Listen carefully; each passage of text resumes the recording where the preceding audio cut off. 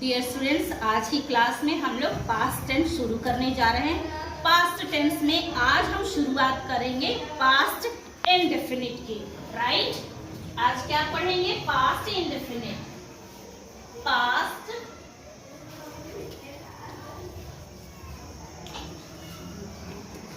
Indefinite. Past indefinite में हिंदी वाक्यों को हम कैसे पहचानेंगे? तो आइए देखते हैं। हिंदी वाक्यों में जो क्रिया होता है उसमें रहेगा था, थी, थे, आ साउंड, आ की आवाज, ई की आवाज और ए की आवाज। तो इससे जब वाक्य अंत हो तो हम कहेंगे कि ये पास्ट इंडेफिनिट टेंस है। राइट, अब आइए देखते हैं कि इसमें जो अफर्मेटिव सेंटेंस होता है,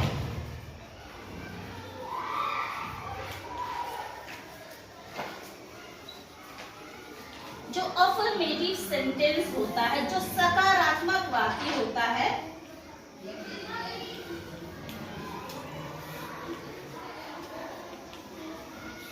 तो अफर्मेटिव जो सेंटेंस होता है, सकारात्मक वाक्य, इसका सेंटेंस स्ट्रक्चर कैसे होगा?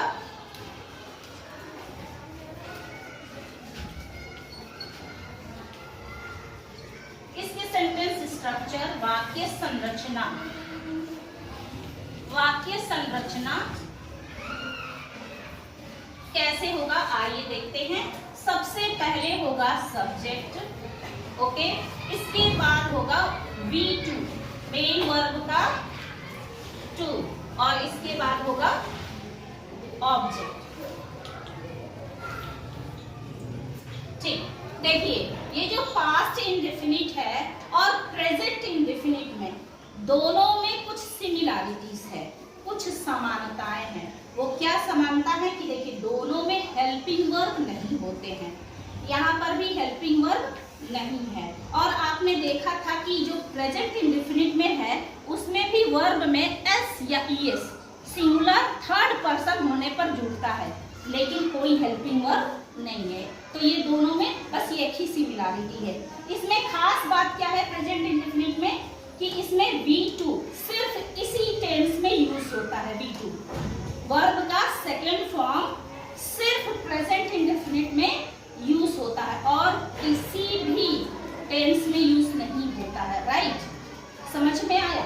ओके, तो आइए कुछ वाक्य लिखते हैं और इसको ट्रांसलेट करके देखते हैं। जैसे मैंने रोटी खाई।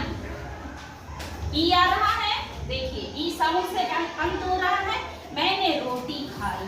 आई क्या होगा? आई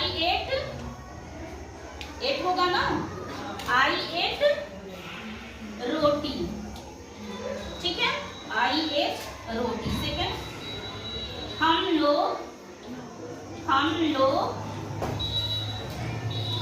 बाजार गए। हम लोग बाजार गए। We went market। We went market। देखिए वर्ब का सेकेंड फॉर्म। थर्ड सेंटेंस, मेरी माँ ने मुझे प्यार किया। मुझे प्यार किया। प्यार किया। My mother loved me। loved me। मेरे पापा ने मुझे बुलाया। मुझे बुलाया। My father called me।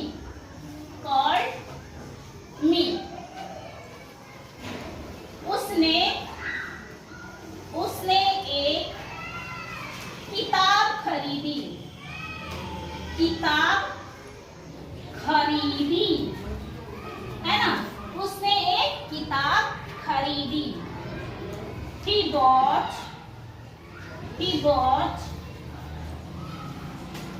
a pen. He bought a pen. आपने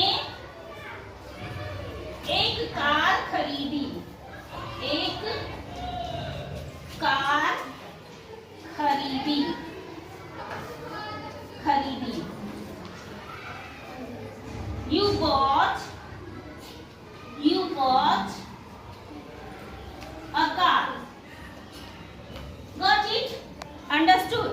तो ये अफर्मेटिव सेंटेंस है जिसमें पहले सब्जेक्ट आएंगे, इसके बाद वर्ब का सेकंड फॉर्म आएगा और फिर आएगा ऑब्जेक्ट। चलिए इसको कॉपी कर लीजिए। यहाँ पेन नहीं, यहाँ बुक हो जाएगी, प्लीज पेन लीजिए, जल्दी से पेन। आइए अब देखते हैं हम लोग सेकंड सेंटेंस, नेगेटिव सेंटेंस।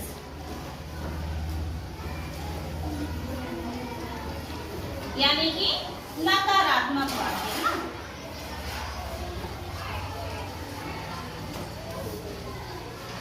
जिसमें नहीं शब्द आता है।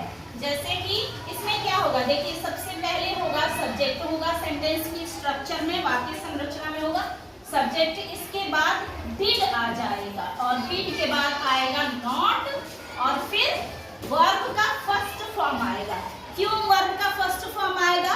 क्योंकि मैंने डिड को यहाँ पे लगा दिया हुआ है, राइट। डिड को मैंने यहाँ लगा दिया, इसीलिए वर्ब का फर्स्ट फॉर्म आ जाएगा, फिर आएगा ऑब्जेक्ट। इसको ध्यान में रखिएगा। चलिए आइए हिंदी वाक्यों को देखते हैं।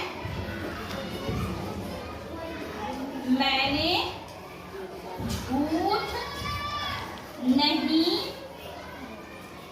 कहा।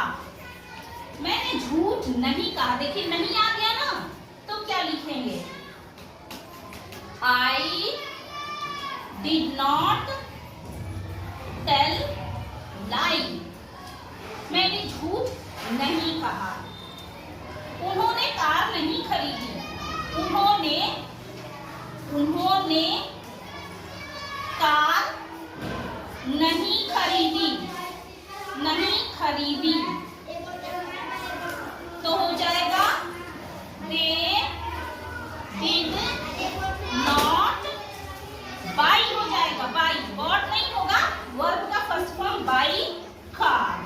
they did not buy car। हमने खाना नहीं खाया था, खाया था। तो क्या हो जाएगा? We did not eat food। उसने पेन नहीं खरीदी, खरीदी। उसने कहा English, he did not bought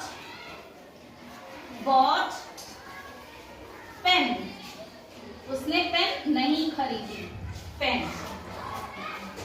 वे लोग चिड़ियाघर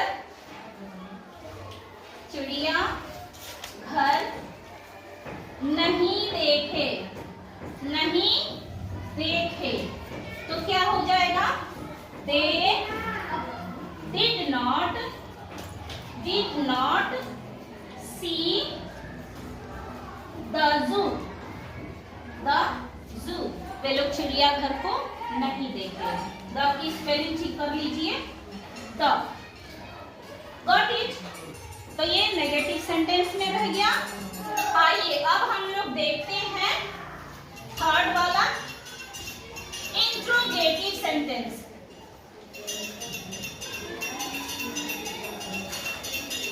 इंट्रोगेटिव सेंटेंस, इसके सेंटेंस स्ट्रक्चर में क्या होगा? ये प्रश्न वाले होते हैं ना, प्रश्न वाले होते हैं।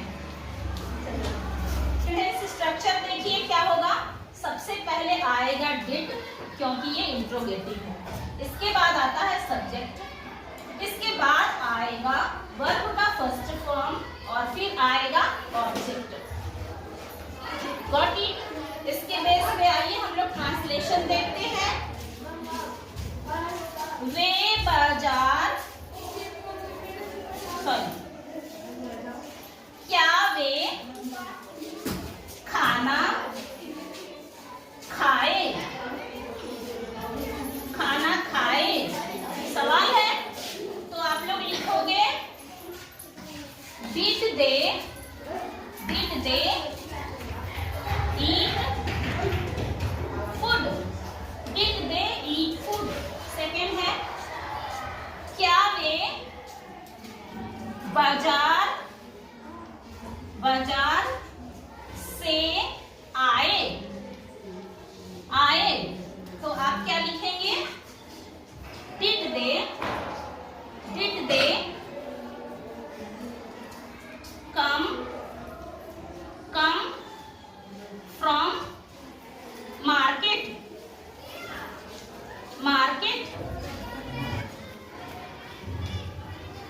क्या उसने भात खाया?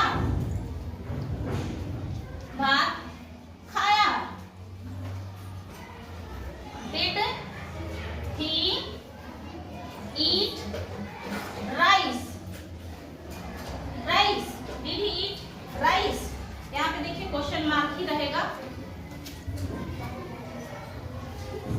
क्या वे लंदन गए?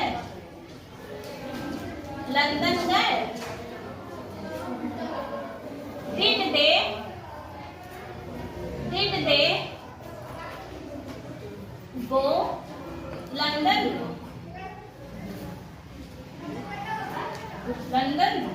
Did they go London? क्या तुमने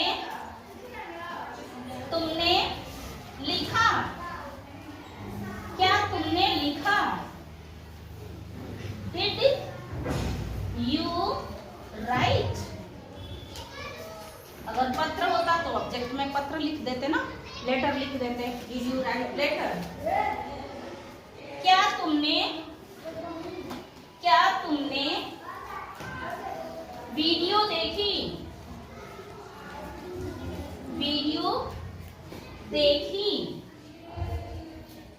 तो हो जाएगा Did you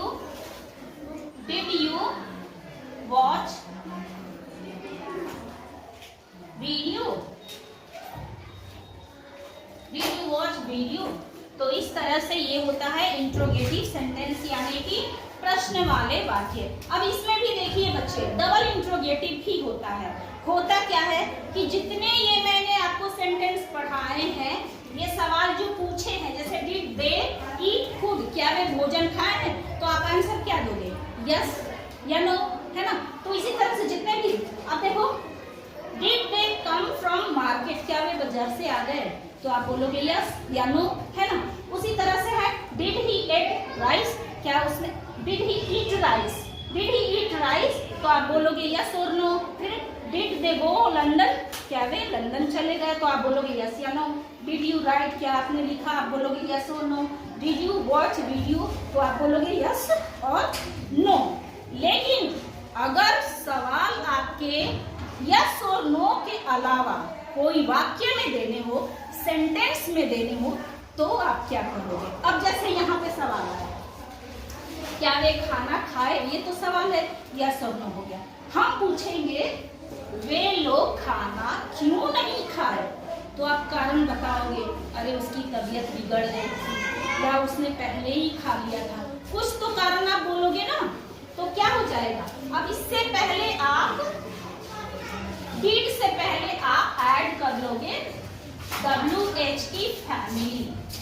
वेयर हो सकता है, वाई हो सकता है ना, व्हाट हो सकता है। तो यहाँ पे WH से आने वाले कई शब्द हो सकते हैं, राइट? और उसके बाद डी वैसे ही रहेगा, सब्जेक्ट, वर्ब का फर्स्ट फॉर्म और ऑब्जेक्ट होगा। अब एक दो सेंटेंस यहाँ पर हम लोग देख सकते हैं। अब आइए एक दो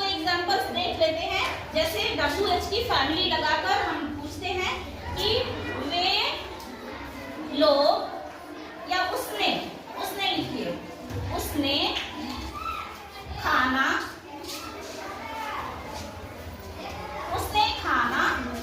क्यों नहीं खाया, क्यों नहीं खाया। तो कोई कारण आप बताओगे, है ना।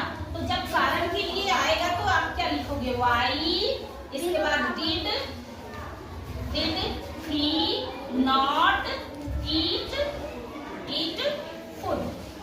उसने खाना क्यों नहीं खाया, why did he not eat food. दूसरा है वे बाजार